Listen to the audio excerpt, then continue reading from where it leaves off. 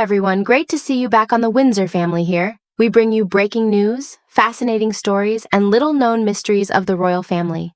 Make sure to like this video and subscribe so you won't miss any updates.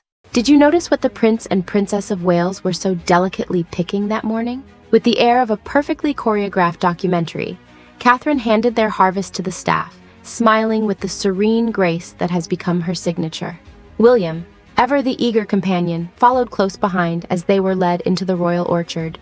A scene so idyllic, one might almost forget the cameras discreetly stationed among the apple trees. The couple, sleeves rolled and baskets in hand, looked like the very embodiment of wholesome domesticity. William, with the enthusiasm of a man who clearly hasn't picked fruit since Eton, reached for the nearest branch, while Catherine moved with practiced precision, her hands light but deliberate. They were, or so we were told, about to make apple bread together because nothing says modern monarchy quite like a baking session filmed for public affection. Once inside the royal kitchen, spotless, sunlit, and conveniently camera-friendly, they donned matching aprons, embroidered discreetly with the Welsh crest.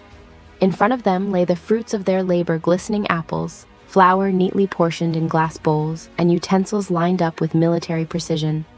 Catherine began first, sprinkling flour over the marble counter as William watched her with the half-curious, half-clueless expression of a man who knows his wife will do it better.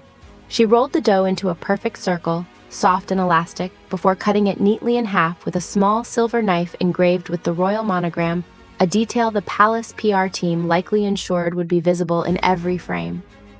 Then came the apples, peeled with meticulous care. Catherine's slices were thin and uniform, while William's, well, let's just say one could tell which half of the bread would later be photographed for the official post.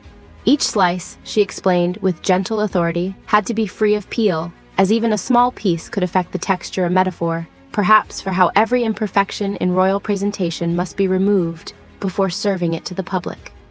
They laid the slices evenly across one half of the dough, folded the other half over with careful symmetry, pressed the edges together as though sealing a secret, and placed it delicately onto the tray. The bread baked to a flawless golden brown, the scent filling the kitchen like a scripted memory. When it emerged from the oven, William beamed with exaggerated pride, holding it up for the cameras as if he'd kneaded the dough himself.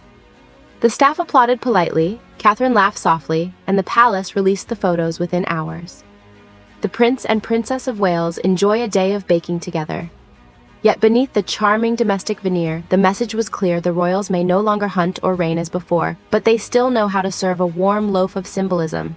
So, have you learned to make it like the royals? Give it a try and see how it tastes.